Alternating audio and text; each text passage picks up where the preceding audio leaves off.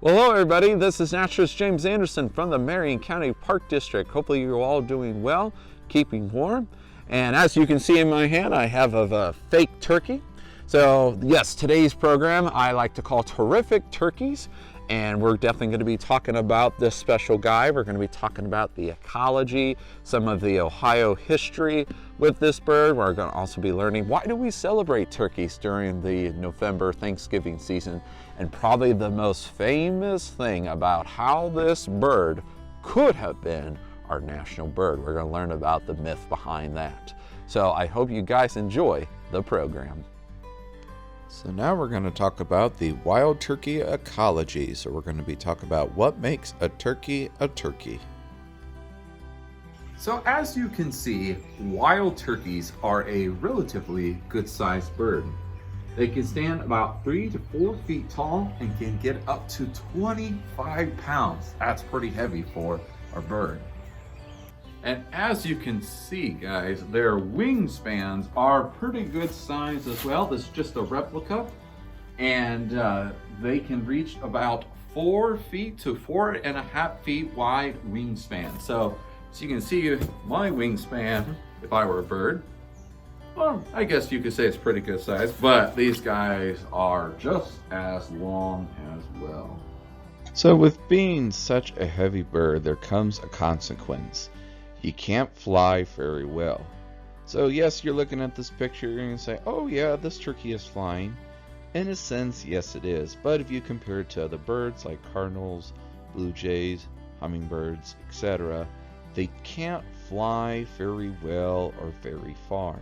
Again, just being heavy is the big reason why that they cannot do that. But they actually do was called gliding, and this gliding is a self defense to get away from types of threats from predators or from humans. And they have noticed that they can clock up to 60 miles an hour, and with the right wind conditions they can glide almost 2 football fields. That's pretty impressive. So non-believers, turkeys can fly, Marion? Explain this.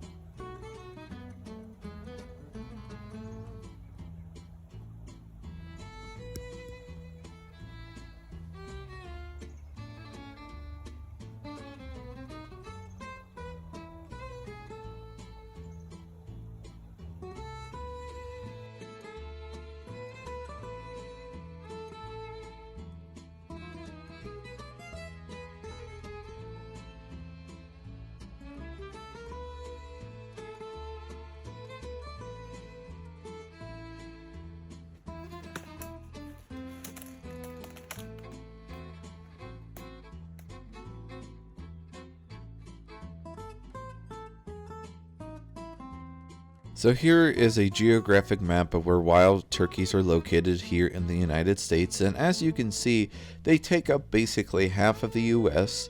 All the blue, that's the most common subspecies that you will find. There are a lot of different kinds of other subspecies found throughout the United States, and basically just it's different genetic variations that they come in. So they can come in sort of different colors, size differences, things like that. Now here in the state of Ohio, yes, you can find them almost in all 88 counties, but as you look in this map, all where that very dark black coloring, that is where they're primarily found. They're found mainly in southeastern Ohio, so think of the Hocking Hills region, because as we saw earlier, when it comes to habitat, mature forest, which Hocking Hills is, and also too, there's definitely a lot more food availability for wild turkeys, such as hickories and oaks, things like that. And then more in northwestern Ohio, not so much because it's primarily an agricultural area. But here in Marion County, we do have a very low population. So yes, we do have some turkeys, but to our county, to the east of us and to the north of us, they're definitely a lot more abundant than you would find them in Marion. And you got to think about Marion County just doesn't have the adequate habitat for wild turkeys. Yes, even like Big Island Wildlife Area, yes, it's a natural area, but it is primarily open. Again, they like a little bit more forested habitat, and kind of the mixture of the open land habitat that which Big Island does offer, but it's just not enough to support a large number of turkeys in our county.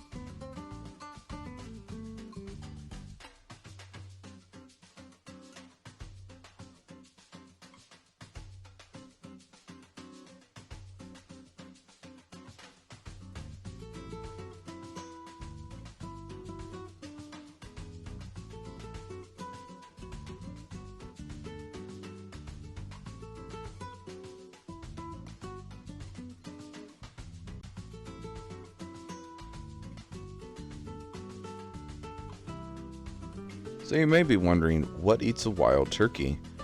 Other than humans, there are a lot of other wildlife that eat wild turkeys, such as coyotes, foxes, and even great horned owls. Now, there are a lot of other types of wildlife that may not eat the turkeys themselves, but maybe eat the turkey eggs or maybe young pullets, such as opossums, raccoons, snakes, and even skunks will raid a nest. So now we're going to talk about how to tell wild turkeys between if they're a boy or girl, or if they are an adult or juvenile. And I love this part because wild turkeys, in my opinion, are one of the very few animals that you can tell boy and girl, adult and juveniles by a lot of different parts of their body. Most animals, it's either from size to maybe some slight differences, sometimes major differences as well, but it's usually only a few characteristics to determine that. But for wild turkeys, there's a lot of different kinds of ways. So we know we could have mentioned this in the physical description part of the program, but one of the great ways to distinguish between male and females is size. The males are a lot larger than the females. They get up to 25 pounds, as we mentioned earlier. Most females usually make it up to 10 pounds or a little bit more. And we will be discussing about all the different parts as well on how to distinguish between male and female. Now, male turkeys can be called jakes or toms. Jakes refers to the juveniles, and toms or gobblers are known as the adults, but females are just called hens. So when you're looking at this ugly mug of this decoy, so you're going to notice it's got a lot of vibrant colors. It's got that bright red, white, and blue. And the females just typically have a kind of a light grayish blue head. Now, another way you can tell male and female, other than just the colors, is you're going to notice this long, weird-looking thing. That's called a snood. And when a female is judging the male to see if he's a good candidate, she will be judging a lot of things, but she will also judge his snood. And the longer it is, it will show that the male is potentially a good candidate to produce good young. Now, the male will also elongate that snood when he feels threatened against another male. They usually puff up their feathers. Their head colors tend to change a little bit, more vibrant, especially during that breeding season. And then that snood gets a little bit longer, telling the smaller jakes or the smaller toms that, hey, stay away. This is my lamb. This is my girlfriend. And females will have this little nub, but that's also the snood, but it doesn't get long like the males does. So when you're looking at this decoy, you're going to notice this weird dangling thing right here, and that is what's called a beard. Now, if you look at it, and if you ever get the chance to feel it, it actually kind of looks and feels like a hair, but guess what? It is not. It is a feather. All birds have feathers. No bird has hair. Now, you're probably wondering, what is the purpose of the beard? So during courtship, when the female is trying to pick out her perfect boyfriend, her perfect mate, she will be judging this male by a lot of characteristics, and one of the things that she'll be looking at is his beard. And the longer it is, it will tell him that he's older, most likely more healthier, and a very good candidate to produce great young. Now, typically males are the ones who have the beards, but every once in a while, yes, you can find female turkeys with beards. That's why in the state of Ohio, that they put in the regulations that you are allowed to shoot a bearded turkey, because for a long time, some people were accidentally shooting hens that had beards, because a while ago you were only allowed to shoot the males and no females. So again, people were looking at it, so, oh, it's got a beard, it's an easy target, you know, I'll able to take it down. And then next thing you know, it's like, oh no, I shot a hen instead of a Jake or a Tom. So again, that's why the state of Ohio changed that. So what I have here, guys, here are the wings from the wild turkey, and a really cool way to tell if they are an adult or a juvenile. What we're going to do is we're going to look at their second and first primary wing feathers. I'll get a nice close-up. So you're noticing this white bars.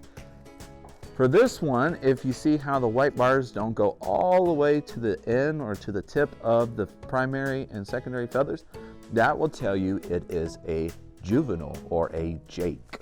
Now for an adult, what we would want to look at, again, we're going to look at the wings, we're going to look at those primary, secondary feathers, but see how that white bar goes all the way to the end?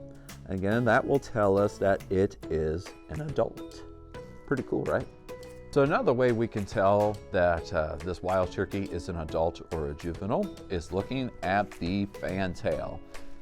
So I got two turkeys with me. So as you look at this one, see how the feathers, see how they're all nice and straight all the way around?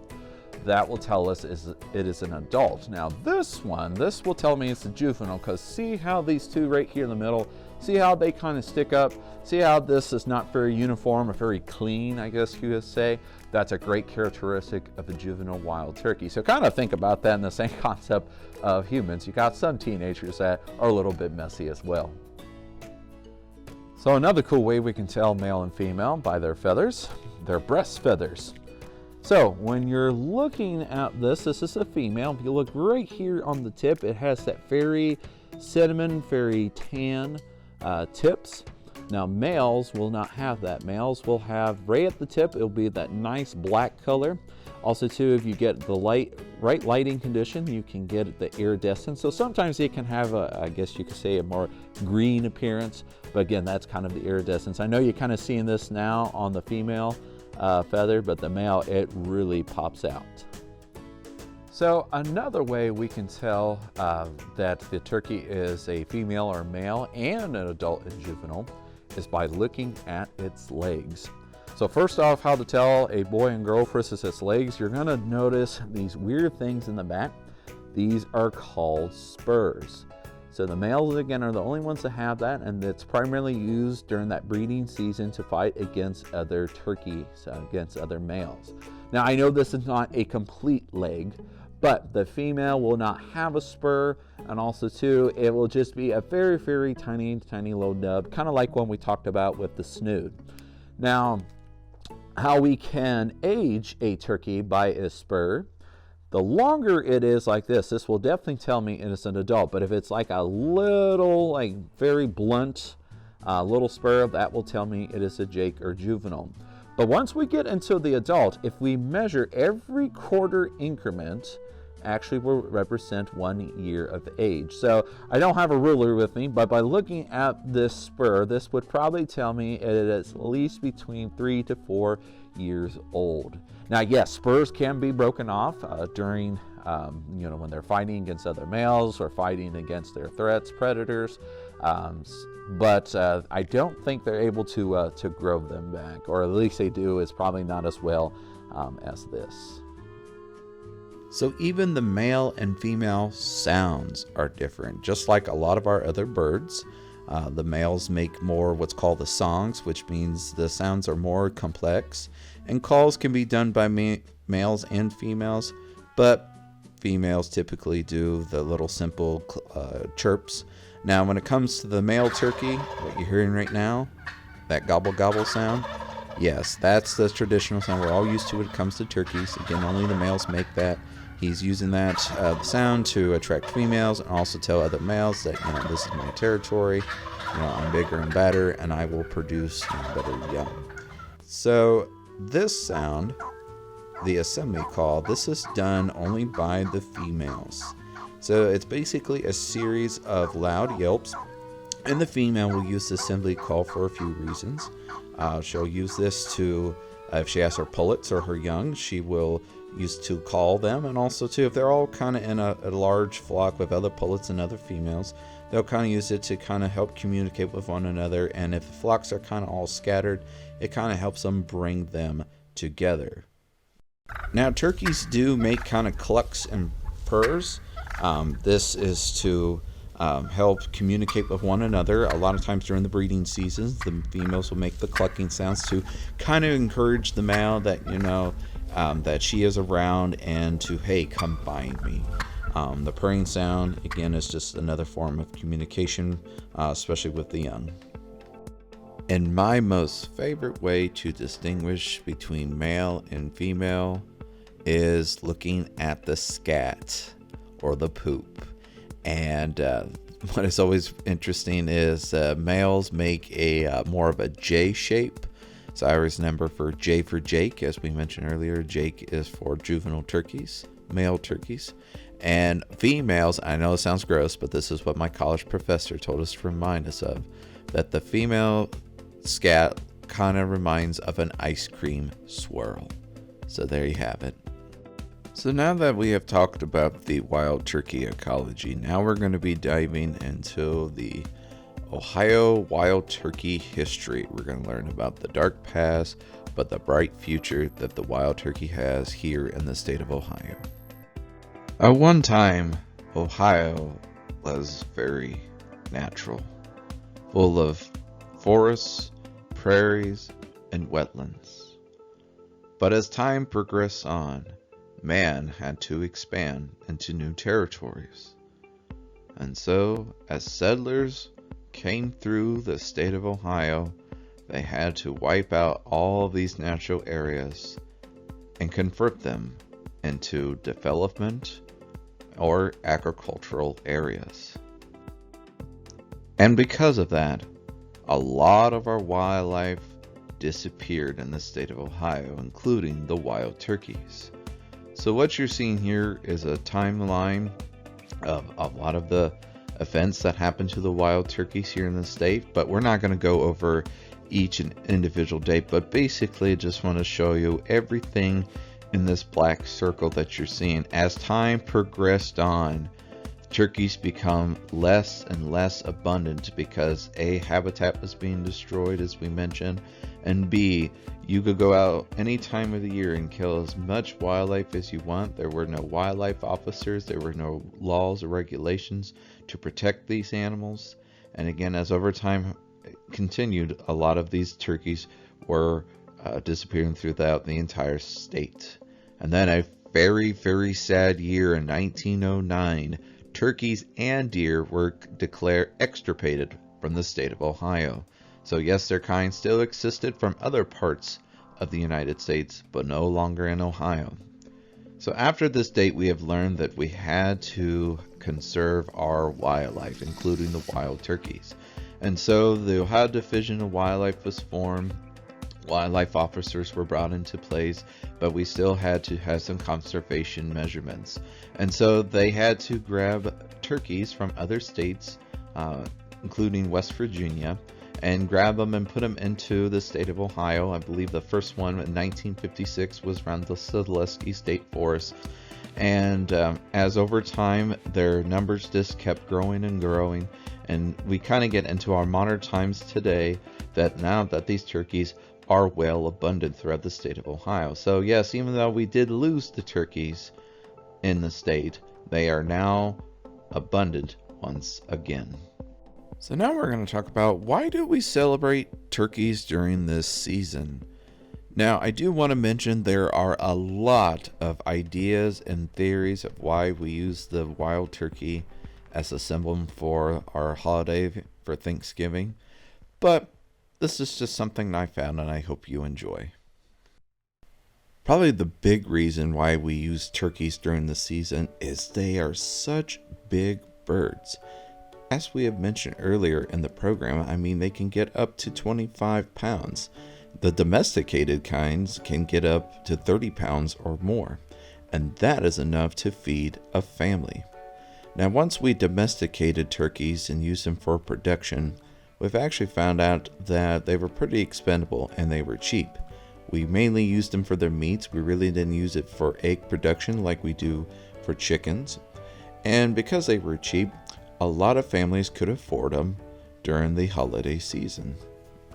You probably recognize this picture as the first Thanksgiving.